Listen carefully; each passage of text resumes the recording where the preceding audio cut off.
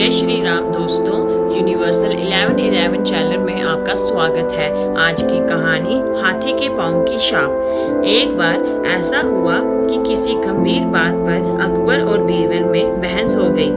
अकबर को इतना गुस्सा आया कि उन्होंने बीरबल को उनके दीवान पद से ही हटा दिया। उन्होंने अपनी रानी के भाई को यह पद सौंप दिया।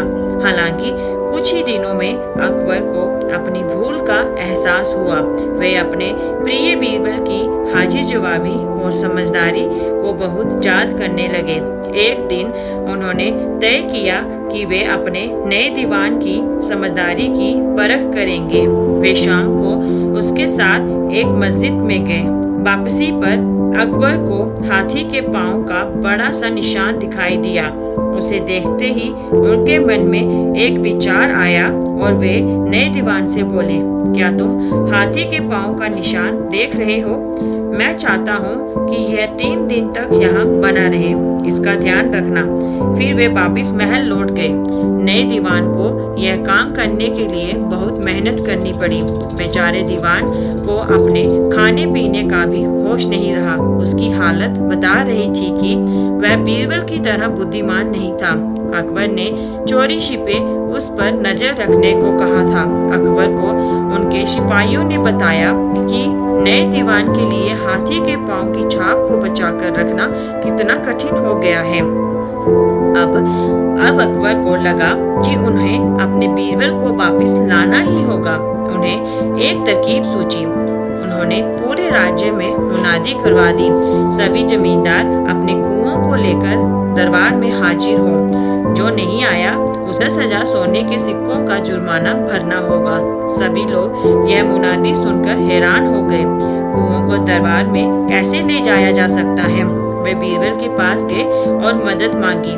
वे जानते थे कि बीरबल इस समस्या का कोई ना कोई हल जरूर निकाल देंगे। बीरबल ने उन्हें बताया कि दरबार में जाकर क्या कहना है। अगली सुबह कुछ गांव वाले राज्य के प्रवेश द्वार पर पहुंचे और बादशाह को संदेश भिजवाया, महाराज, हम अपने कुओं को लेकर आ गए हैं। वे कह रहे हैं कि अब आपके कुओं को उनका स्वागत के लिए आना चाहिए। यह सुनते ही अकबर समझ गए कि ऐसा उपाय तो बीरबल ही सुझा सकते हैं। उन्होंने किसान से बीरबल का पता लिया और उन्हें वापस दरबार में बुलवा लिया। इसके बाद महाराज ने बीरबल को आदेश दिया कि उन्हें हाथी के पाँव के निशान को संभालना होगा। बीरबल झट से उस जगह गए और उस निशान के आसपास रस्सी का बेड़ा बांध दिया।